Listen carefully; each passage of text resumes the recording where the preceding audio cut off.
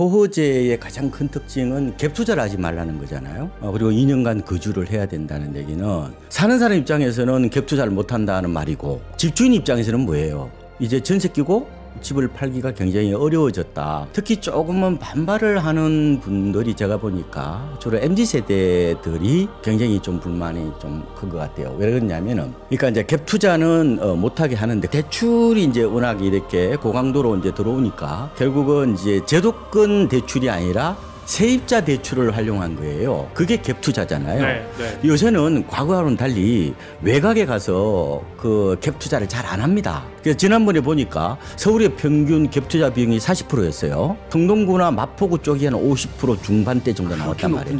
근데 왜 그러면은 갭 투자를 외곽에 가서 안 하느냐? 첫 번째는 제가 봤을 때 전세가율이 너무 낮아요. 지금 서울의 전세가율이 52%입니다. 근데 한참 이제 투자 바람이 불었을 때가 2016년이거든요. 그때 문재인 정부 때. 네. 그때 6월에 75.1%까지 나왔어요. 근데 지금은 그 정도는 아닌 것 같은데 지금은 갭 투자를 제가 봤을 때 성격이 약간 달라졌다고 보는 거예요. 집을 가진 사람들, 또 지금 좀 오래 기다렸다가 집을 살려고 하는 분들, 이런 분들은 규제가 나오면 불편합니다. 싫습니다, 규제가. 네. 근데 집값이 오르는 걸 보기만 해야 하는 분들, 이런 분들은 또 강한 규제를 원하죠. 그런 분들은 정부가 내놓는 규제가 늘 약해 보여요. 네. 그렇게 하니까 집값이 오르지. 이러다 보니까 참 부동산 정책 정말 어렵습니다. 부동산 정책, 이번 정부의 세 번째 정책이 나왔는데 역시 비판의 목소리가 높습니다. 우리가 집을 갖고도 싶고 그 집이 좀 올랐으면 하는 욕구도 분명히 있거든요. 이걸 충족할 수 있는, 또 시장도 안정시켜야 되거든요, 정책이. 그런 정책은 어디 있을까? KB국민은행의 박원갑 수석자문위원 모셨습니다. 어서 오십시오. 네, 안녕하십니까. 그런 대책이 있어요? 국민들의 기대치가 너무 높아요. 이게 이제 마법의 대책을 내놓으라는 거거든요. 그러니까 어떻게 보면은 경제 정책은 항상 음과 양이 있습니다.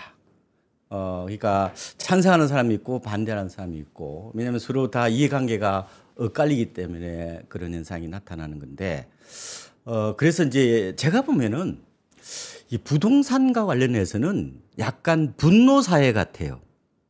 정확한, 다 열받아. 그 표현을 생각한 건 아니지만 네. 너무 와닿습니다. 네. 네. 이게 부동산이 경제학을 넘어서 사회학으로 가서 그런 거예요. 이게 이 계급 문제자 이데올로기 문제도 되는 거예요. 그러니까 옛날에 그 고전을 보면은 국민들이 너무 이제에 밝아서 이 도대체 통치를 못하겠다.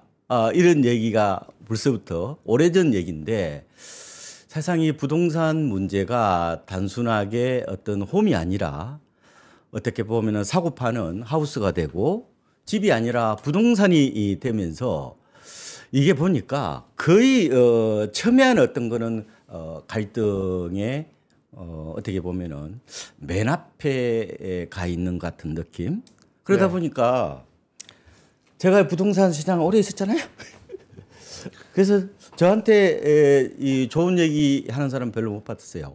제가 왜 분노의 희생양이 위원님 정도면 네. 이 시장에서 정말 평가가 좋으신 거죠. 다 사기꾼, 나쁜 놈, 뭐 부동산 시장에서 정말 분노 사회인 것 같아요.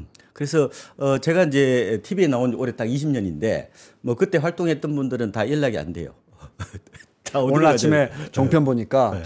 하다가 이제 우리 사회가 모두 부동산 전문가거든요. 뭐 택시 타도 기사님들 정말, 근데 듣고 보면 뭐 굉장히 깊이 있게 아세요. 네. 중고등학생들도 엄마 아빠가 맨날 집 이야기만 하니까 모이면 이렇게 부동산 토론, 그렇게 가면 안 돼 이런다는 거 아니에요? 오늘 아침에 뭐 종편을 봤더니 하다 검사 출신 변호사가 이번 정책을 평가하고 있더라고요. 그럴 수도 있죠.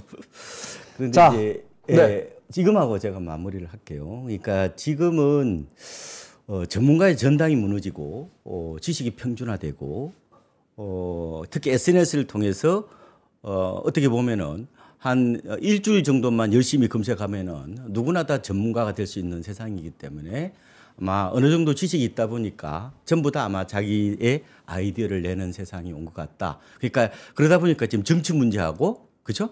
부동산. 요새는 뭐요? 미국 주식하고 삼성전자에 대해서도 다들 또 전문가가 네. 같은데 어쨌든 제가 드리고 싶은 말씀은 이 부동산은 굉장히 균형추를 잡기가 어려워요. 그래서 저는 밸런스를 저는 인생의 생명으로 생각하기 때문에 이 문제도 그러면은 무주택자 입장도 보고 유주택자 입장도 보고 같이 보면서 결국은 해법을 혹은 조언을 좀 했으면 좋겠다 뭐 이런 생각을 해봅니다.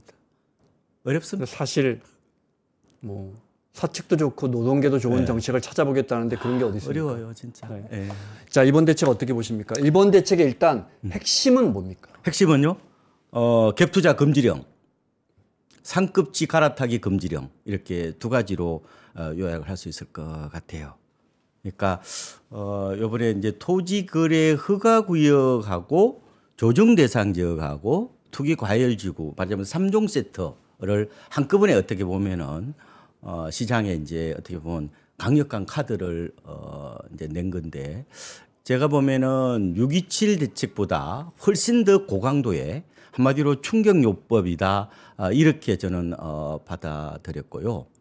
그래서 아직은 이제 지금 이게 잘 몰라요 뭔지. 근데 아마 조금 시간이 지나면은 이 효과에 대해서 좀 실감하게 될 가능성이 있다. 그리고 이번에 어떻게 보면은 그동안에 뭐 강남 이런 데만 토지 묶었잖아요. 뭐 그다음 목동, 여의도 이런 데. 네, 네. 근데 이걸 이제 서울 전역 그다음에 경기 남부 벨트까지 다 묶어버렸단 말이에요. 12개죠. 네. 이게 생각보다 파장이 큽니다. 이 지역들이 제가 보면은 물론 이제 뭐 노도강이나 금강구는 제외하고요. 서울의 이제 상당 부분이 한강 벨트라든지 이 주변, 그다음에 경기 남부 지역이 이제 제가 이제 그렇게 표현하는데 부동산 부의 벨트라고도 표현해요. 그쪽으로 이제 아무래도 자금이 모이죠. 네. 그래서 이번에 재밌는 것은 경기 북부는 요번에 대상에서 빠졌죠. 어떻게 보면 최근에 아파트 시장의 지형도가 어떻게 보면은 경기도 내에서도 굉장히 희비가 엇갈리는. 경기 북부는 예를 들어 의정부 같은 데는 네. 고점 대비해서 30~40%씩 빠졌습니다. 그러니까 맞습니다. 당연히 이번에 빠지는 건 뭐 맞고. 그렇죠. 네. 양주를 보니까요. 양주를 제가 보니까 실거래가 대비 주로 이제 2021년 4분기가 정점이었는데 그때 대비해서 마이너스 거의 30%가 좀 더 나와요. 가장 네. 많이 빠졌더라고요. 그리고 뭐 지금 이제 그쪽에 이제 뭐 경기 남부 계신 분들도 마찬가지인데 주로 의왕, 그다음에 수원, 용인 수지 뭐 이런 곳들 이런 것들도 거의 뭐 고점 대비 마이너스 20%. 그다음에 노도강도 대부분이 마이너스 20%더 넘거든요. 네. 그러니까 온도차가 극심한데 2022년 기준이신 거죠? 2021년 4분기가 고점 대비. 예. 네, 네. 그러니까 거기는 회복되기도 않았는데 네. 어떻게 보면은 요번에 유탄을 맞았다. 네. 뭐 이런 이제 어떻게 보면 불만을 제기하는 거고 어떤 분들은 우리가 이제 강남하고 동급이다. 뭐 이런 얘기도 하고 1급지로 승격하지 않았느냐 이런 얘기도 하고요. 뭐 세상에 이런 일이 뭐 내가 토우제 아파트에 살아보다니 그런 네. 얘기가 어떻게 보면은 약간 이제 희화시켜서 일단 한다고 봐야 되죠. 고지역 주민들은 불만이 크고 네, 그죠. 지역 국회의원들 전화 엄청 받았다는 거 아니에요? 네, 맞습니다. 대부분 여당 국회의원들인데 서울 같은 경우에 예를 들어 제가 뭐 도봉, 노원, 서울 강북의 14개 군가요? 네, 뭐 주민이다. 아파트 그냥 평범한 아파트 갖고 있는데 사실은 뭐 늘 언론은 강남 한강벨트만 보도하지만 우리 아파트는 뭐 오른 것도 없고 한 3, 4년 전에 비하면 한 20% 내렸는데 웬 갑자기 실거주로 반드시 1가구 2주택만 되고 토어제라는 게 이제 구청장 도장 받아야 되는데 네. 이게 우리는 왜 이렇게 될 것 같아요. 그죠? 예를 들어 그분들이 오늘 전세가 마침 전세 내줘야 되는데 전세가 이제 세입자가 와요. 2+2잖아요. 네. 계약을 하려는데 내가 한 2, 3년 있다 팔아야 돼, 이 집을. 못 팔죠. 새끼문 못 판다고 봐요. 못 팔죠. 그러니까 네. 이제 토호제의 가장 큰 특징은 갭 투자를 하지 말라는 거잖아요. 그래서 당연히 이제 사는과 동시에 6개월 안에 입주해야 되고 또 계약부터 작년까지 4개월 그리고 2년간 거주를 해야 된다는 얘기는 어떻게 보면은 사는 사람 입장에서는 갭 투자를 못 한다는 말이고 집주인 입장에서는 뭐예요? 이제 전세 끼고 집을 팔기가 굉장히 어려워졌다. 결국 전세 만기 기간에 가서 그때 뭐 한 2, 3개월 정도 그때 외에는 이제 집 팔기가 어려워졌다. 뭐 이렇게도 이제 볼 수가 있는 것 같고요. 그러다 보니까 토지 부분에 대해서 주민들도 조금 민감해하는 것 같고 특히 조금은 반발을 하는 분들이 제가 보니까 주로 MZ 세대들이 어떻게 보면은 굉장히 좀 불만이 좀 큰 것 같아요. 왜 그러냐면은 그러니까 이제 갭 투자는 못하게 하는데 그동안에 갭 투자를 어떻게 이제 봤냐면은 대출이 이제 워낙 이렇게 고강도로 이제 들어오니까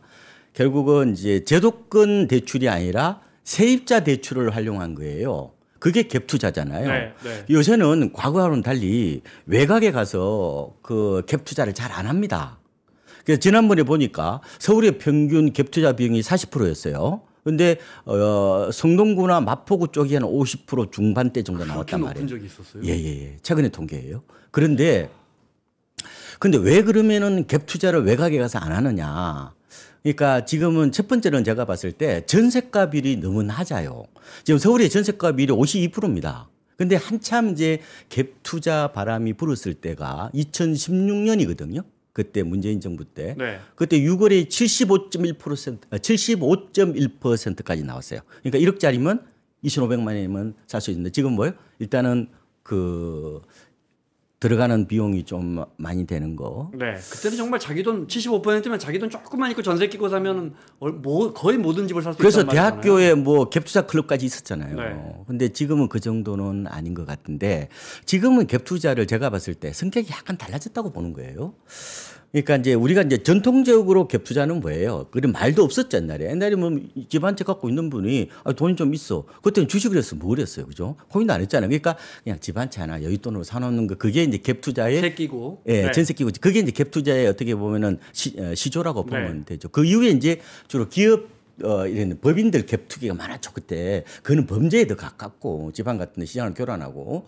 그런데 이제 무주택자들이 최근 들어서 갭 투자를 한다는 게 이게 시장의 트렌드예요. 이게 뭐냐면은 그러니까 아까 말씀드린 대로 대출 규제가 들어오니까 결국은 세입자한테 돈을 빌려다가 결국 그죠? 그렇죠. 일단은 네. 집을 선점하는 거예요. 선점했다가 나중에 돈 생기면 들어가겠다는 거죠. 거기에는 조급 정도 있을 거고 불안감이 결국은 그런 갭 투자 대열로 뛰어들게 했다고도 볼 수가 있는데 일종의 이제 MZ 세대들은 이렇게 보는 것 같아요. 나는 그거는 투기라기보다는 단계별 내 집 마련 전략이다. 만약 미국처럼 미국이 다운 페이먼트 보통 10% 정도 대출해서 보통 집을 사잖아요. 네. 우리 대출 안 해주니까 우리가 어떻게 보면은 사적 어떻게 보면 금융을 활용하는 게 갭 투자다 이런 얘기를 해요. 네. 근데 그게 이제 이번에 막히다 보니까 결국은 이제 이제는 대출력이 아니라 결국 네. 자금력이다. 뭐 아니면 부모력이다. 그래서 금수저 아니면 집 못 사는 거 아니냐 이런 식으로 해서 많이 좀 절망을 하는 MZ 세대들이 좀 있는 것 같아요. 네. 사실은 진짜 몇 년 전만 해도 갭 투자라는 건 집 없는 사람이 당연히 그냥 단번에 딱 사버리는 게 어디 있습니까? 전세 끼고 사면서 나는 좀 더 싼 데 가서 또 월세도 조금 섞어가지고 그죠? 전세 뭐 1, 2억에 얼마 이런 거 사서 버티면서 또 저축해서 이제 몇 년 후에 5년, 10년 후에 이제 내 집에 비로소 들어가는. 그렇죠. 그래서 그게 결코 나쁜 게 아니었는데 이제 지금 이제 투자나 워낙에 이제 수요는 세고 공급은 약하다 보니까 이제 우리 사회가 이제 갭 투자는 나쁜 것. 막아야 합니다로 이제 그 정도의 사회적 합의는 된 것 같습니다. 네, 그건 뭐 어쩔 수 없는 것 같고, 네. 토제, 그다음에 이제 조정 대상 지역, 그다음에 이제 토지거래 허가구역, 토제가 토지거래 허가구역이죠. 투기 과열지구, 네, 이번에 이렇게 나왔고. 그러면 말씀 들어보면 일단 대책은 다른 분석하시는 분들도 세고 지금 한강 벨트에서 지난 몇 주 동안 그 뜨거운 오름세는 잡을 수 있을 것 같다에는 동의하십니까? 지금 이 효과를 보면요. 오히려 중심부보다 외곽이 타격이 클 것 같은데요. 그 말은 네. 찬 곳이 더 식을 것이다. 그렇죠. 그러니까 지금 강남하고 그리고 이제 서초, 송파, 용산은 이미 토지였잖아요. 그러니까 원래 규제를 받던 곳이니까 바뀔 게 없고. 새로 네. 뭐 받는 게 없죠. 근데 이제 그 다음에 그러니까 제 생각에는 강남은 그냥 보합세 정도일 것 같고 그 다음에 이제 약보합으로 건너갈 곳이 이제 성동구하고 그 다음에 뭐 마포구 그 다음에 이제 광진 네. 그 다음에 강동 그 다음에 여기 저 동작 최근에 아주 들썩했던 곳. 그 다음에 영등포 아마 양천 톡수리 칠형제라고 그러는데 제가 그쪽이 한강빌트 다 이렇게 7개 네. 구라고 그쪽은 약보합식 갖고 왜냐하면 거기가 막판에 제가 봤을 때 그 연끌 매수가 들어왔어요. 이게 갭 투자하고 거기 보면은 이제 풍선 효과를 겨냥하고 굉장히 비성적 매수가 많았다고 봐요. 그래서 저는 매물이 좀 나올 거라고 봅니다. 가격이 좀 빠질 거예요. 근데 그거보다 아마 외곽 지역이 좀 더 저는 가격이 좀 더 빠질 수는 있겠다. 물론 이미 오른 게 없기 때문에 뭐 그렇게 폭락은 아니고 약간 온도차로 보면은 그죠. 그러니까 강남은 약간 미지근. 그다음에 아까 한강벨트 칠형제들은 약간 좀 찬물이 조금 들어오는 거죠. 그럼 이 거기 정도? 주민들 입장에서는 네. 좀 억울하고 화도 좀 나겠는데요. 한강벨트 한복판은 지난 1년 동안 10억 올랐어요. 제가 볼 때. 재건축 단지 이런 데는. 정말 10억 이상 올랐습니다. 더 잘 아시지만. 근데 그분들은 오른 것도 없고 조금 내렸거든요. 근데 이번 대책으로 확 덮어버렸다 보니까 토호제 같은 걸 그쪽은 아무래도 더 하긴 그건 상식적인 거네요. 이렇게 규제가 강해지면 아무래도 더 식을 수밖에 없겠네요. 그런데 이제 이게 국토부 뭐 제가 대변인은 아닙니다만은 국토부에서 나름대로 좀 그 고단수로 내놓은 것 같은 느낌이 있어요. 왜냐면은 대부분이 아마 그 경기자님도 이번 대책은 대부분이 뭐 한강벨트 때릴 거다. 이건 누구나 다 공통분모였잖아요. 네. 근데 이번에 범위가 이렇게 넓어진 거는 결국은 요번에 만약에 한강벨트만 규제를 하면은 풍선 효과가 분명히 나타날 수 있잖아요. 그것까지 막아버린 거예요. 이걸 예상의 예상이라고 그럽니다. 그러니까 이렇게 대책이 나오면 시장이 예상에 대응하잖아요. 그럼 그 예상치에 또 맞춰서 요번에 그 대책을 아니, 내놨다. 지난 10년 동안 공식이거든요. 정부 네. 대책이 이렇게 딱 거기에만 맞춰서 나오면 우리 언론은 바로 그 다음날 풍선 효과 어떻게 할 거냐. 무조건 이렇게 쓰거든요. 그래서 그걸 어느 정도 사전에 아마 차단하려는 포석까지도 요번에 어떻게 보면은 토호제 카드를 썼다 네. 이렇게 보는데 문제 주민들 입장에서는 뭐 우리가 무슨 투기를 했느냐 우리 뭐 오른 데도 없는데 왜 그러냐 이런 불만들이 나올 수는 있겠지만 국토부 입장에서는 아마 그런 나름대로 어떤 계산이 있었던 것 같고 그다음에 요번에 이제 국토부 장관이 직접 했잖아요. 그러면은 요번에 지도를 잘 보시면은 서울하고 그죠? 서울 전역하고 이 인접 지역만 했단 말이에요. 네, 남쪽으로. 네. 그러니까 이제 이제 어떻게 보면은 이 경계에 대해서만 이제 토호제를 국토부 장관이 직접 할 수 있으니까 국토부 장관 현행 법률로는 이게 그 구별이나 아니면은 그잖아요. 그 서울시장이 할 수 있는 거죠. 예, 그거는 그 지자체장이 할 수 있기 때문에 그래서 아마 요번에 그런 얘기도 해요. 동탄이 빠진 것도 다들 좀 의아해 하는 경우 있단 말이에요. 왜냐면 동탄 1심 도시는 가격이 비싸잖아요. 네, 네. 근데 그 동탄만 볼 게 아니라 이게 그 주변에 뭐 병점도 있죠. 그다음에 향남도 있죠. 그쪽은 다 거의 뭐 굉장히 뭐 전원 도시에 가까울 정도로 뭐 거기는 뭐 거의 실수요 중심으로 네. 시장 형성돼 있는데 그러면 화성을 다 묶어 버려야 된단 말이에요. 그래서 이번에 화성이 아마 빠진 것 같다 이런 얘기를 하죠. 예. 법 개정해서 정부가 그 조금 디테일하게 지금 말씀하신 것처럼 서울 강북 지역 이런데 이번에 그러니까 국토부 장관이 지정을 하면서 얼떨결에 다 같이 들어가 버린 구별로 지정이 안 되니까 그래서 법 개정하면서 그런 구들은 좀 일부는 빼줄 수 있을 것 같다는 분석도 들었습니다. 시장은 일관성도 중요하지만 탄력적인 접근도 저는 중요하다고 봐요. 시장하고 끊임없이 정부는 호흡을 해야 돼요. 서로 신호를 주고받는 거거든요. 그렇다면은 이게 내년 말까지 이제 지정이 되어 있는데 추이를 봐야 돼요. 만약에 외곽 지역의 가격이 확 빠진다면은 일단은 토호제 부분은 좀 네. 선별적으로 좀 완화를 해보는 것도 저는 나쁘진 않겠다. 충분히 그거는 탄력적으로 요새는 뭐 정책을 기민하게 펼 수 있으니까요. 네. 그래서 일단 추이를 보자. 추이를 봐서 진짜 시장이 냉각되면은 그건 투기를 부추기는 게 아니다. 그건 어떻게 보면 생활의 불편을 그죠? 재산권 행사에 어떻게 보면 좀 더 제약을 덜 가게 하는 거니까 저는 시장 추이를 좀 보자 이런 말씀을 드리고 만약에 진짜 그쪽이 만약에 급격하게 냉각이 된다면은 이 원래 강남 썼던 카드 이걸 갖다가 굳이 그까지 안 써도 되지 않겠느냐 솔직히 저는 그런 생각도 좀 해보고 있습니다. 네. 이제 중요한 질문 드리겠습니다. 네. 이 질문 하려고 여기까지 끌고 왔습니다.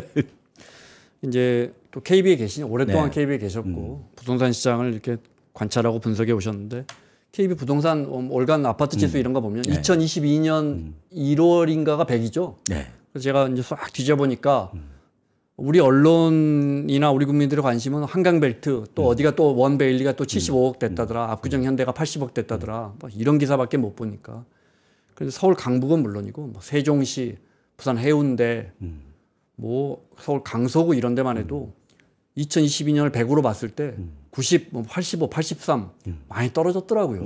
네, 그러니까 우리가 체감하는 보통 우리 국민들에게 말하면 야, 서울, 야, 너희 집도 많이 올랐니? 이게 술자리에서 제일 많이 나오는. 아니 우리 어머니 저기 석관동 사시는데 우리 집은 안 올랐어. 다 이러거든요. 네. 근데 이제 마치 서울에 강남만 있는 것처럼. 네. 그런데 이게 예전에는 우리 부동산이 진짜 뭐 계속해서 우상향해 왔는데 예전에는 서울 강남, 서울, 그다음 버블 세븐이라고 불렀었죠. 그때 용인까지. 또 5대 도시, 5대 지역 5대 도시, 심지어 지방 작은 도시까지 다 번졌잖아요. 그렇죠. 지금은 온도차가 뚜렷하죠. 이게 이제 과거하고 다르다고 가정을 했을 때 그런데 서울에서 한강벨트를 중심으로 지난달부터 불길이 번졌습니다. 네. 제가 궁금한 거는 그대로 놔뒀다면 이번에 이렇게 큰 대책을 내놓지 않았다면 그 불길이 어디까지 갔을 거라고 보십니까? 저는 생각보다 과거의 풍선 효과가 세지 않았어요. 이번에 6.27 대책 나오고 나서. 서울에서는 동대문까지 갔다고 저는 보거든요. 동대문까지. 네, 마용성을 지나서 동대문, 뭐 답심리, 이문동 이쪽까지만 갔어요. 근데 이번에 그 금강구라든지 아니면은 노동강은 안 갔거든요. 저는 이게 과거와는 좀 다르다. 그래서 과연 이게 물론 이제 뭐 세월이 더 지났을 때, 시간이 더 지났을 때를 봐야 되지만 요새 MZ 세대들이 결국은 아파트 시장에 이제 어떻게 보면 깊게 들어오고 나서부터 이게 우량주와 비우량주 개념으로 혹시 바라보는 게 아닌가. 이걸 제가 이제 MZ 세대들을 수독 사피엔스, 주식 사피엔스라고 제가 표현하거든요. 네. 혹은 수독 제너레이션이라고 얘기를 하는데 약간 저는 게임식으로 보는 것 같아요. 머니 게임식으로. 이걸 이제 게이미피케이션이라고 하거든요. 모든 대상을 게임으로 바라봅니다. 자, 보십시오. 그러면 주식도 게임이죠. 코인도 게임이죠.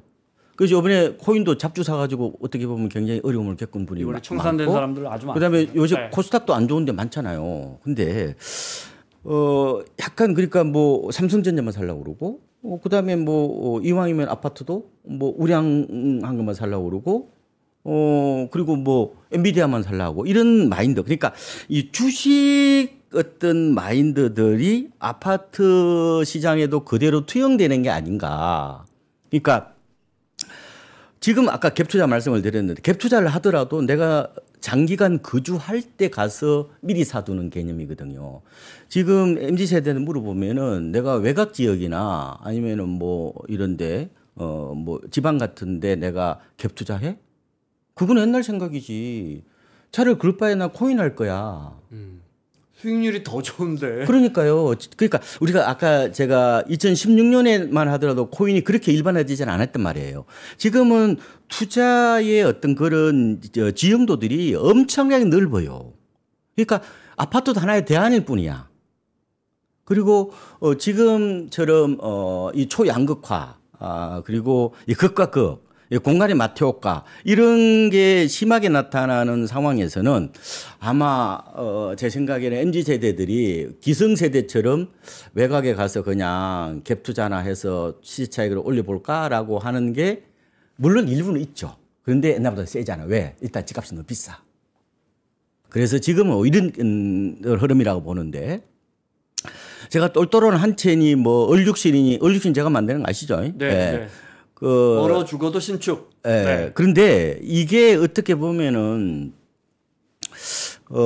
아파트 편식 사회의 어떤 일환일 수도 있어요. 이 토호제는 다 아파트 편식 사회와 맞물려 있는 거예요. 지금 빌라가 200짜리 지금 그거 안 받아도 된단 말이에요. 토호제 자체가 이번에 좀 바뀌었지만 토호제 자체가 아파트만 대상이잖아요. 아니 그것도 이제 네. 빌라 단지 안에 아파트가 한 동 있으면 그건 허가 받아라는 거 빌라도. 이번에. 네. 근데 일반적으로 빌라 허가를 안 받는다고 보시면 될 것 같은데 그래서 제가 들어보면은 이 모든 문제들이 결국은 아파트 편식사에서 비롯된 거고 나중에 우리 저 국토균형개발은 좀 더 하시고 그다음에 수도권 과밀화 이게 다 맞물려서 진행되는 건데 지금 보십시오. 지금 빌딩 살려는 사람들이 지금 아파트 시장으로 들어온 거잖아요. 그러면 수요 자체가 이제 옛날하고 달라요. 옛날에는 선을 끊어놓고 있었잖아요.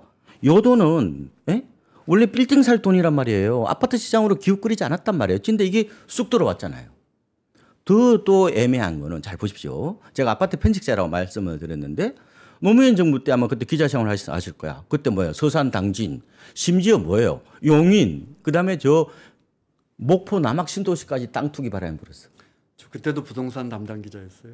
문재인 시절에는 문재인 정부 시절에는 뭐예요? 그때는 뭐예요? 조물주의 빌딩주였죠. 그렇잖아요. 지금은 뭐예요? 빌딩주의 뭐예요, 지금은? 아, 그때 건물주란 게? 조물주의 건물주인가? 네. 요새는 뭐 건물주의 배당주라고 그러잖아요.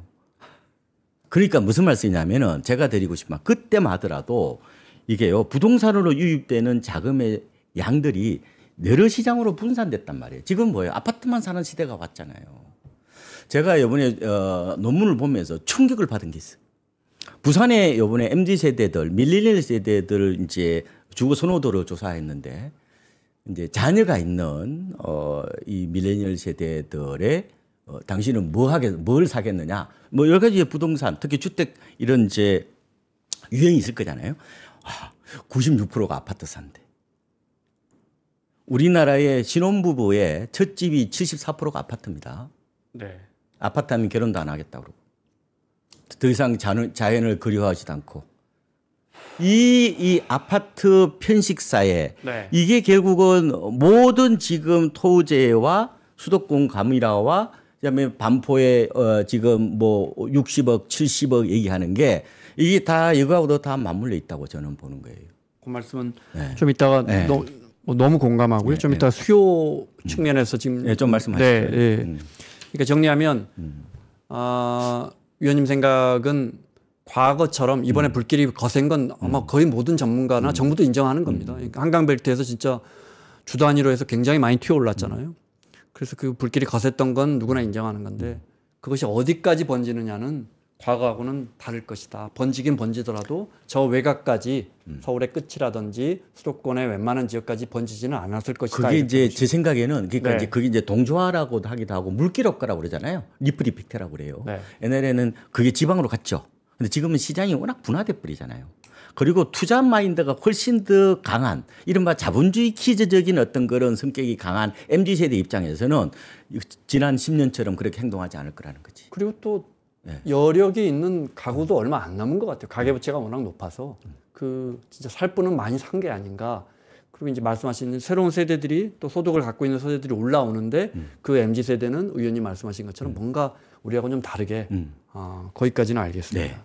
제가 이 질문 이제 두 번째 질문은 과거에 대치 음마 아파트를 노무현 정부 때부터 그 집값을 잡아야 하는 이유는 거기가 터지면 저기 정말 지금 말씀하신 것대로 전남 담양까지 집값이 올라가니까.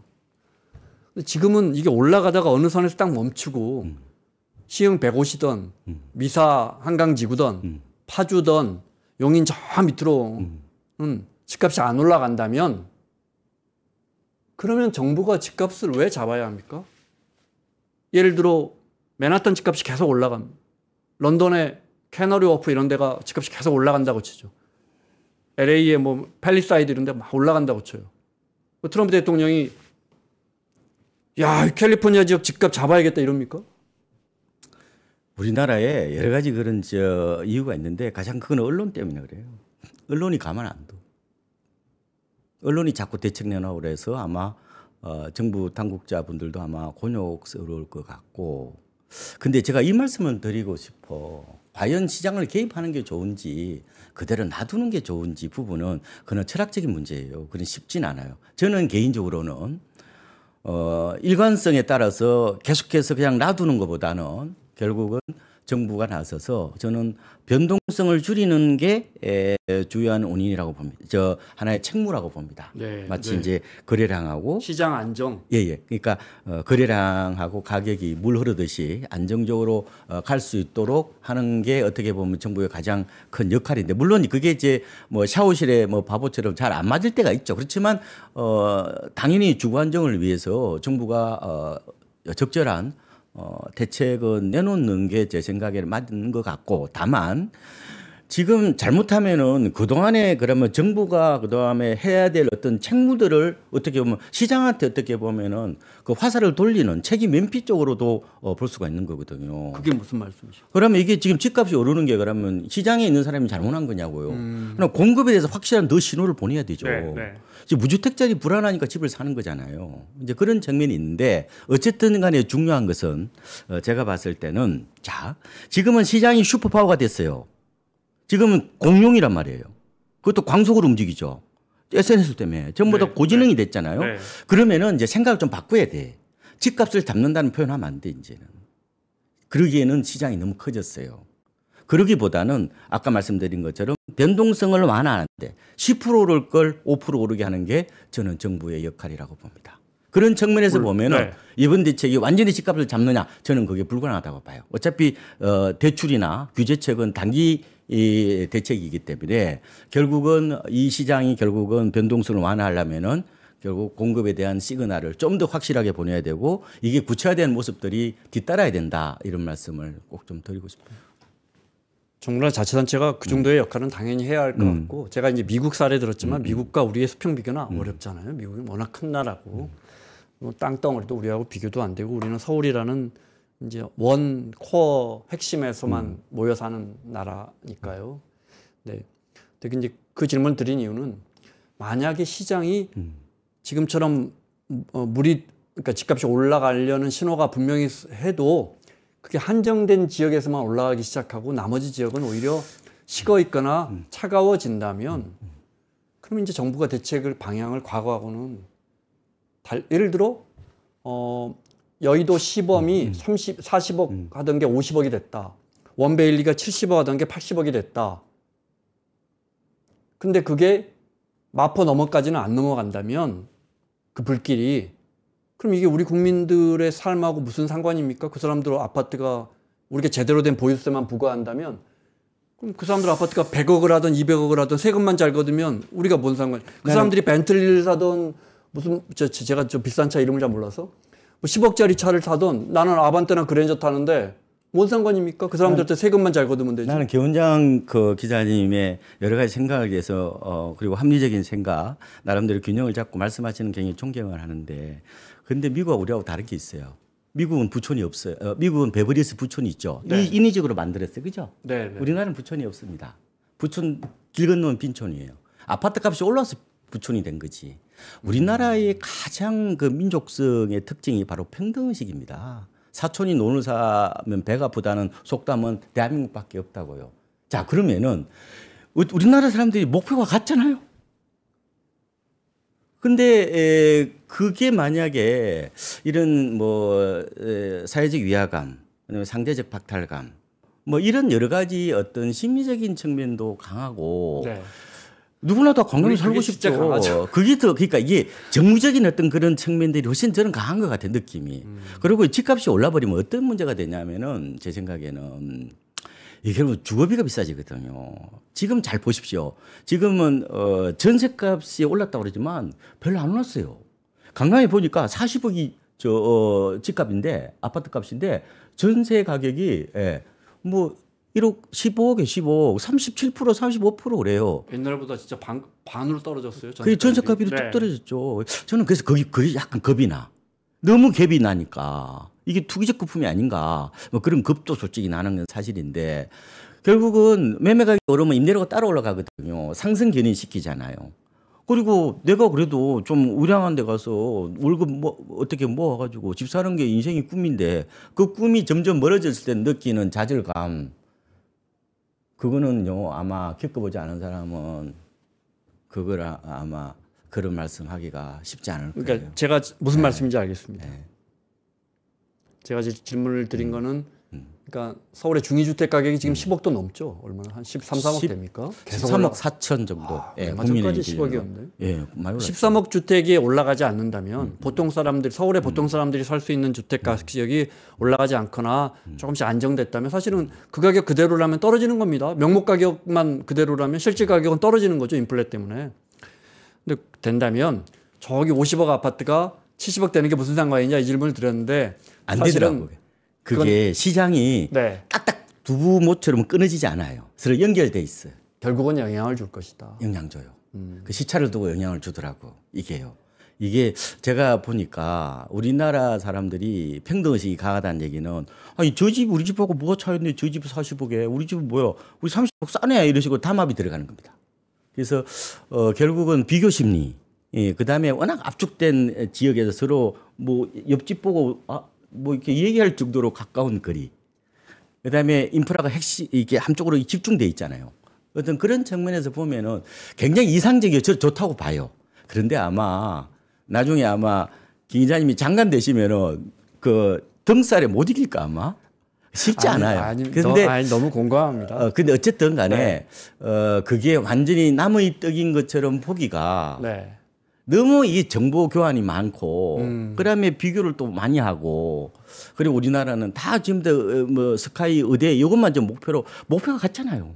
그러니까 그런 어떤 심성에서 아마 이거는 너희 나라니까 이거는 뭐 그들만의 리그니까 나도 뿌리자라고 하기에는 쉽지는 않은 것 같아요. 그러니까 참 그런 딜레마들이 우리는 아유 부장님 승진 축하드립니다. 그러면 에이 그래도 너는 저 목동에 집 있잖아 이런 말이 돌아오는 나라잖아요.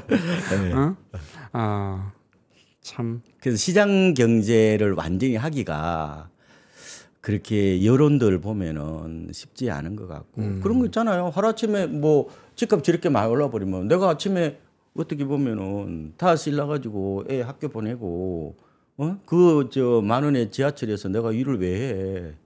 그런 허탈감 같은 게 뭐 지금 큰 정서잖아요. 이게 아파트 편식 사회 말씀하셨잖아요. 그 정말 좀 너무너무 중요한 핵심인 것 같은데 아파트라는 게 이렇게 네모난 성냥갑에 심지어 우리는 이제 32평형 배치도 거의 비슷하잖아요. 소파 놓고 앞에 그렇죠. LCD TV 놓고 네.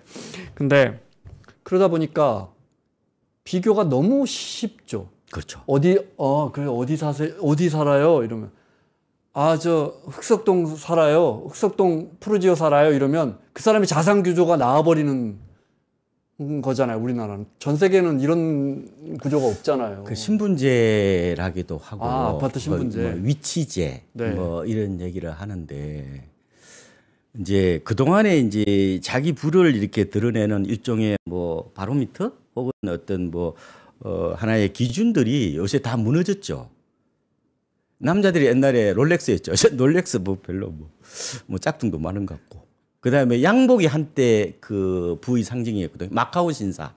그 영국이 모직이 발달했잖아요. 너무 멀리 가시는 거 아니에요? 그런 게 다 하나의 부의 상징이었는데 지금 봐. 시계도 안 사. 옛날에 남자들 TV도 큰 거 샀죠. 요새 안 사. 그랬지. 차는 옷이거든요. 네. 요새 뭐 그렇게까지 뭐 차에 대해서 큰 뭐 그 신분제적인 어떤 가치를 두는 사람이 있나요?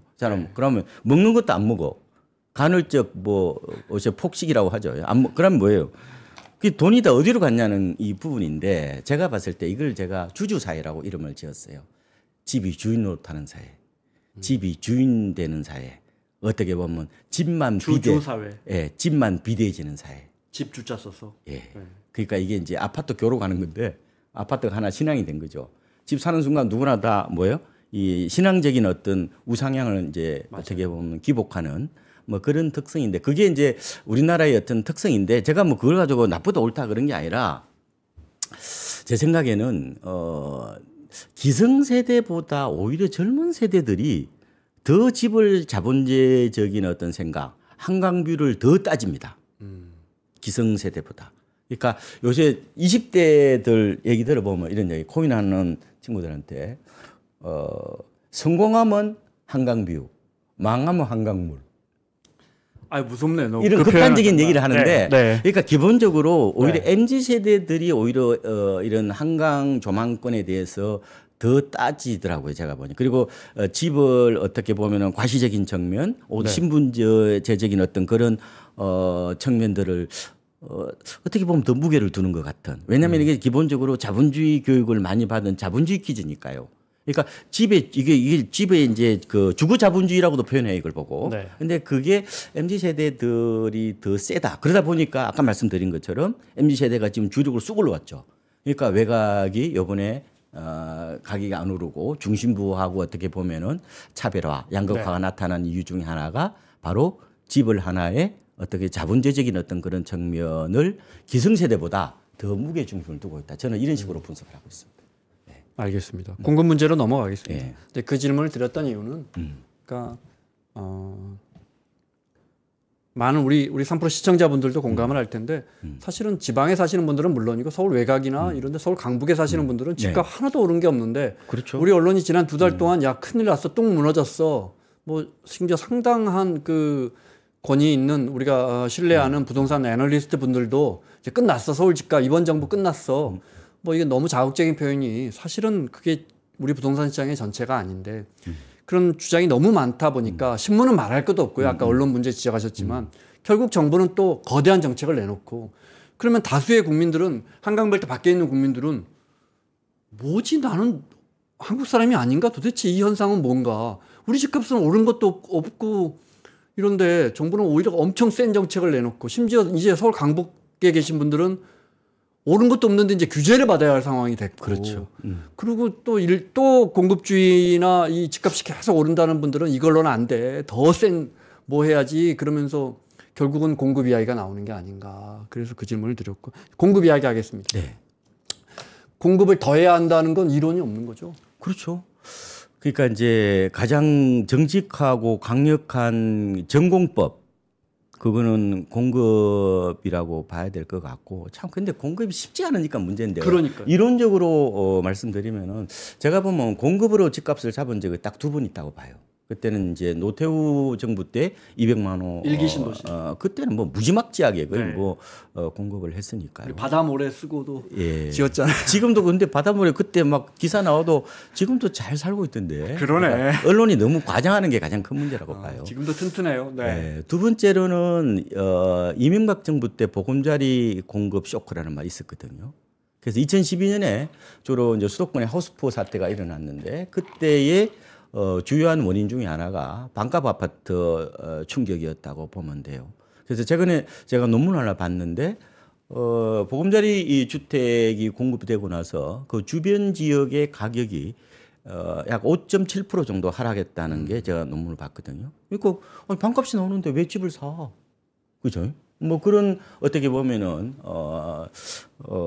집을 오히려 사지 않고 분양을 기다리는 그런 수요가 결국은 하우스푸어라는 말이 나올 정도로 주택 시장을 침체시켰다는 건데 그렇다면은 좀 우리가 좀 파격적으로 아예 뭐 요번에 뭐 서리풀 이런 것도 2만 가구거든요. 그 큽니다 그거. 그런데 그런 것도 그냥 요번에 한번 뭐 좀 싸게 한번 공급을 한번 해보면 어떨까. 물론 이제 원가도 있긴 하지만 안 되면은 그냥 토지 임대부라고 하든지 아니면 지분 확대형이라고 하든지 결국은 지금 30대 무주택자들이 불안하니까 어떻게 하든지 지금 뭐 연끌해서 집을 살려고 그러니까 그 세대들에게 좀 어떻게 보면 심리적 안정을 좀 줄 수가 없느냐.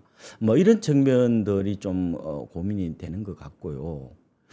실제로 근데 공급이 진짜 문재인 정부 때 발표를 많이 했잖아요. 네. 근데 별로 지금 실제로 보면 도심에 된 게 별로 없어요. 뭐 태릉 CC도 안 됐죠. 그거나 뭐 주민들이 반발하고 그리고 여기 뭐 양재동에 국립외교원 부지도 안 됐지. 그다음에 반포에 있는 그 조달청 부지도 안 됐잖아요, 많이. 그래서 이번에는 좀 아마 계획을 좀 많이 뭐 법도 바꾸고 특별법도 하고 그래서 많이 하는 것 같더라고요. 그래서 그런 점에 청해서는 이번 정부가 저는 좀 그래도 기대할 만하다. 말로만 하는 게 아니라. 그래서 중요한 거는 그겁니다. 많은 사람들이 근본적인 대책을 내놓으려는데 근본적인 대책은 없어요. 대부분 근본주의자들이 원리주의자인 경우가 많거든요. 네. 사교육을 없애라는 거예요, 그러면? 아이고, 쉽지 않습니다. 결국은 우리가 이렇게 돼야 돼. 최상보다 최적을 찾아야 되고 최악보다 차악을 찾아야 되고 지금 우리가 이 현실 속에서 우리가 그러면은 주택 공급을 어떻게 하면 늘려볼까에 대해서 좀 고민해보고 고민해보는 게 좀 더 어떻게 보면은 피부로 와닿는 어떻게 보면은 정책이 아닌가 이런 생각이 들고 지난번에 97 대책 때 그 135만 가구 뭐 어마어마한 물량이란 말이에요. 연간. 네. 아니 5년 동안 수도권에서 연간 27만 가구죠. 네, 네. 뭐 분당 신도시 뭐 세배라는 거.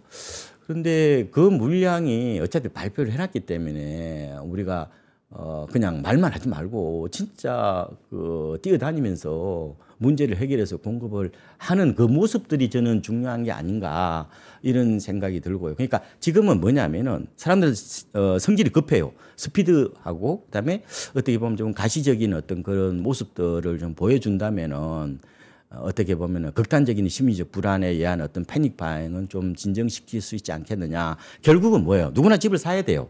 사지 말라는 게 아니에요. 다만 한꺼번에 몰려가지고 이게 어떻게 보면 병목 현상이 안 나타나도록 하는 게 정부의 역할이거든요. 그럼 나중에 집 싸게 준다는데 뭐로 집을 사 지금. 그것도 나중에 분양받으면 어떻게 보면 대박인데. 예, 그런 강력한 신호 그리고 어떻게 보면 체감 있는 어떤 공급의 어떤 모습들 그게 좀 더 필요하지 않을까 이런 생각을 해봅니다. 예. 내년 내후년 3년 후에는 입주 물량 턱없이 부족하다. 네. 이 부분은 팩트인 거죠. 이미 팩트죠. 국토부에서 이미 얘기를 했어요. 네. 그런데 이제 이 부분을 어떻게 할 거냐 하는 문제인데 제 생각에는 갑자기 아파트 공급을 늘릴 수가 없어요. 어떻게 늘려요? 그 짓는데 10년 걸린데 뭐 어떻게 지어요, 그러면. 그래서 그러면은 우리가 차선을 항상 생각해 보자 그러는데 저는 대안이 오피스텔이라고 봅니다. 오피스텔에 대해서 제가 연구를 좀 해봤어요. 오피스텔이 우리나라에 122만 실 정도가 있거든요. 근데 그게 한 70%에서 80%가 주거용으로 씁니다. 그러니까 지금 MZ 세대들의 니즈를 보면요. 제가 설문조사하는 거 재밌더라고요.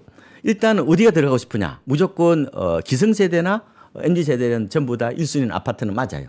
근데 2순위가 어디냐. 2순위는 기성세대는 단독주택이에요. 그런데 MZ세대는 오피스텔이야. 그럴 것 같아요. 그래서 오피스텔을 신혼을 오피스텔에서 출발하는 그 새 오피스텔에서 출발하는 친구들 많아요. 예, 그래서 오피스텔을 뭐라고 보냐면은 기성세대는 이걸 수익형 부동산으로 보지만 MZ세대는 살림집으로 봅니다. 리틀 아파트로 봐요. 꼬마 아파트로 봐요. 그러니까 아파트보다 못하지만 그래도 살만한 집으로 본단 말이에요. 그래서 저는 요새 확실히 젊은 세대 물어보면 오피스텔 산다는 사람들이 많아요. 그래서 지금이 아까 말씀드린 오피스텔이 거의 7, 80%가 주거용으로 쓰고 있기 때문에 그나마 그거는 공급을 좀 빨리 할 수가 있단 말이에요. 그래서 물론 정부가 지난번 97 대책 때 오피스텔 지으면 사준다는 거 다 들어가 있어요. 근데 어쨌든 그거 갖고는 안 되니까 지금은 좀 패스트푸드 주택으로 준주택으로 오피스텔 공급을 좀 많이 늘려보는 것들도 어떻게 보면은 물론 그게 완전 매매 시장하고 좀 다르죠. 임대 시장이 일단 안정시킬 테니까 그런 측면들도 우리가 대안으로 고민을 해봐야 될 것 같고 그러면 오피스텔에 대한 규제들이 많이 풀렸거든요. 요새 발코니 설치가 가능합니다. 난방도 다 풀렸어요. 난방도 다 돼요. 아파트하고 차이가 없어 지금. 요새 제가 구로에 아파트 짓는 거 하는 거 보니까 지하에 있잖아요. 커뮤니티 센터를 엄청나게 크게 지어요. 겉으로 보면 똑같아. 그래서 우리가 아파트만 할 게 아니라 이제는 아파트로 어떻게 보면 대체적으로 할 수 있는 오피스텔 이런 데다가 빈 땅이 많잖아요. 그런데 좀 지어서 MZ세대들이 어떻게 보면 들어가서 어떻게 보면 나중에 내 집 장만할 거잖아요. 그 중간 사다리로서 뭐 활용해보는 뭐 그런 전략들도 지금 우리가 한번 고민해 볼 수 있지 않느냐 이런 생각을 해보고 있습니다. 대책을 이야기할 때는 딱 이렇게 나눠지는 것 같아요. 공급으로 컨센서스가 있는데 공급을 하자. 공부를 빨리빨리 많이 해야 돼. 아니야 무조건 공급을 진짜 많이 해야 돼. 이렇게 나눠질 뿐이지 전문가들의 의견은 공급인 건 당연한 것 같아요. 그런데 그러면 지난 문재인 정부, 윤석열 정부 8년 동안 왜 공급한다 해놓고 턱도 없이 안 됐느냐. 그리고 또 이번 정부 내놨는데 역시 전문가들이 또 똑같이 안 될 거야 라고 이야기하는 이유를 보면 서울은 지금 말씀하신 것처럼 지을 땅이 없고 좀 위쪽으로 가면 이 건축비 올라가고 수직 타산이 안 맞아서 재건축도 잘 안 되고 그러니까 될 성부른 곳만 몰아주니까 용적률 올려주고 좋은 상향해주고 하니까 집값 다 10억, 20억씩 또 좋은 단지들 여의도, 목동, 잠실 5단지 뭐 다 올라갔죠. 자, 그럼 이제 나와서 경기도의 외곽의 신도시, 신규 택지를 공급해야 되는데 네. 이 질문 드리고 싶어요. 집이 부족해. 집을 더 지어야 돼. 그런데 우리 국민들이 제가 지금 말한 지역을 C 지역이라고 하죠. 알기 쉽게 그냥. 지금 신도시가 공급되고 있거나 신규 택지를 검토하고 있는 지역을 우리 국민들이 살려고 합니까? 그게 문제죠. 결국은 그렇죠. 지금 아까 말씀드린 대로 집을 자본주의로 보는 어떤 경향들이 더 뚜렷해지기 때문에 오르지 않는 집을 왜 사요? 그런 생각을 할 수 있잖아요. 그러면 원래 집은 네. 이게 수요 공급이라는 말을 하면 안 된다는 거예요. 강남의 집하고 가령 이렇게 인천의 집이 다르잖아요. 그래서 보통 보는 논문을 보면은 이걸 하위 시장이라고 그래요. 부동산은 다 틀리잖아요. 입지제라고 그러는 이유가 그런 거죠. 근데 밑으로 자꾸 내려오는 거죠. 자, 부동산이죠. 그다음에 하위가 뭐예요? 결국 주택이죠. 주택 다음에 아파트죠. 아파트로 그다음에 강남 아파트죠. 이런 식으로 내려가면 그걸 하위 시장이라고 그래요. 하위 아래. 하위 시장. 서버 마켓이라고 그러는데 그것처럼 그러니까 당연히 지금 외곽의 공급을 가령 지금 해봐야 결국은 도심 지역의 주택 가격을 안정시키기에는 과거처럼 쉽지 않다. 분당하고 일산은요 그때는 굉장히 충격이 컸단 말이에요. 제가 그때 조사해 놓은 거 보니까 분당에요. 서울 사람은 72% 내려갔어요. 일산 68% 내려갔어요. 그래 양 두 개 신도시의 70%가 서울 사람 내려갔거든요. 그러면 서울 집값이 거의 5년 가까이 조정을 받았단 말이에요. 그렇게 지금 대책을 내놓을 수가 없어요. 없어 땅이. 그래서 지금은 이제 제가 그 말씀을 드리고 싶은데 그러면 이걸 어떻게 해결할 거냐 그러면은 이게 뭐 며느리가 와도 해결이 안 돼요. 시간 2분밖에 안 남아서 그래서 그 해법을 들을까요? 그래서 저는 두 가지를 해야 된다고 보는데 어차피 공급은 꾸준히 해요. 하나는 뭐냐 수요 관리를 해야 된다고요. 수요 관리는 두 가지가 있어요. 투트랙인데 하나는 수요를 분산해야 돼요. 그래서 주식시장으로 가게 하는 거. 그죠? 그다음에 지방으로 내려가야 되죠. 지역 분산을 해야 돼요. 지금 우리가 이재명 대통령 그 공약에 보면은 임기 내에 공기업 이전 로드맵을 구축한다고 그랬어요. 그러면 안 돼요. 내려가야죠 빨리. 그걸 빨리 해야 수도권 과밀화가 결국은 똘똘한 한 책이 다 맞물려 있는 거기 때문에 하나는 결국 지역 어떻게 수요 분산, 수요 분산해서 그러니까 주식으로 가게 하는 거, 그 다음에 그게 이제 하나고 하나는 이제 지역으로 내려가도록 하는 거. 국토 균형 개발하고 같이 가야 결국은 아마 이 집값 문제가 해결될 거다. 우리나라의 수도권에 지금 면적은 12%밖에 안 되는데 거의 51%가 들어와 살고 앉았잖아요. 여기서는 연애도 못 타요. 썸도 못 타. 돈이 있어야 썸을 탈 거 아니에요. 아니 지방은 사람이 없어서 썸을 못 타는데 서울에선 수도권에서 돈이 없어서 못 탄다 그러면 어떡해요? 그래서 썸도 못 하고 결혼 못 하고 애기도 안 나요. 근데 제가 요번에 부산하고 광주에 가가지고 우리 조카들 요번에 최근에 2년 사이에 3명이에요, 3명. 근데 부잣돈 얼마나 많이 들어갔겠어요. 근데 제가 광주에 가서 1년 사이에 우리 처조카가 결혼해. 나 눈물이 나는 거야. 한 시간마다 결혼이 이만큼. 아, 여기는 그래도 희망이 있구나. 연애를 하고 결혼을 하고 아기를 낳는구나. 그래서 우리가 옛날에는 저는 그 지방 이전이 약간 비효율적이라고 봤거든. 그때 노무현 정부 때는 출산율이 1.1명이었어. 지금은 0.7명이에요. 국가가 소멸하려고 그래. 그러면은 지금은 생각을 바꿔야 돼요.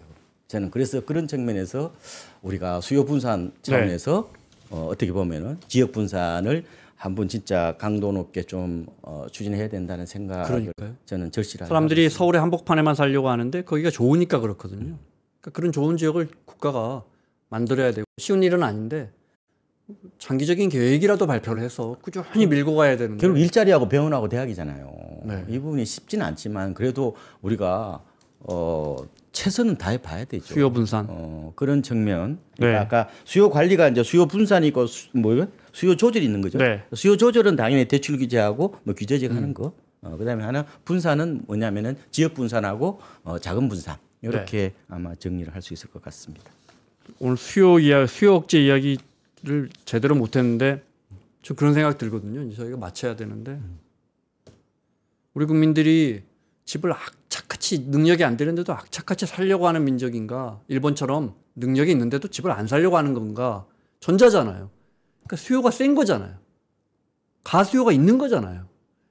그럼 수요부터 잡아야 되는데 자꾸 공급에서 보는 게 아닌가. 그러니까 그거는 이제 약간 두 개다. 투 트랙으로 가야지. 그러니까 공급도 늘리고 수요도 약간 좀 더 사십시오. 뭐 사시는 걸 좋은데 네. 우리가 충분히 공급할 테니까 조금만 좀 기다려 줄 수 있지 않습니까? 이런 신호 보내기에 어떻게 보면은 좀 믿음이 가도록 해야 된다. 뭐 저런 네. 이런 생각도 해보고 있습니다. 진짜 간단하게 예. 집을 갖고 있으면 유리한 사회입니까? 우리 사회가? 요새 MZ 세대는 그렇지 않다니까요. 아까 이제 스톡 아니 사펜스라고 그랬잖아요. 생각을 국민들의 생각을 여쭤보는 게 아니고 우리 사회의 시스템이 뭐 세제든 여러 가지 다 해서 집을 갖고 있으면 유리한 사회입니까? 집은 있는 게 좋죠. 기본적으로. 그러면 아니, 그걸 좀 온시대 때- 고쳐야 되는 거 아니에요? 너무 유리하면 좀 덜 유리하게 바꿔야 되는 거 아니에요? 아, 그거는 이제 세제 개편 관련해서 그런 건데 이것도 역시 충돌하는 게 많아가지고 우리가 따로 한번 요거 얘기해 그러니까요. 봅시다. 이거는 네. 굉장히 고민을 많이 해야 돼. 네, 예, 어려운 어쨌든 부분입니다. 어려운 주제이기 때문에. 예. 마무리하겠습니다. 뭐 박원갑 위원님 나왔는데 뭐 소개할 필요 있는데 온 국민이 다 아시는데 KB의 박원갑 부동산 수석 전문위원과 함께했습니다. 고맙습니다. 네, 고맙습니다.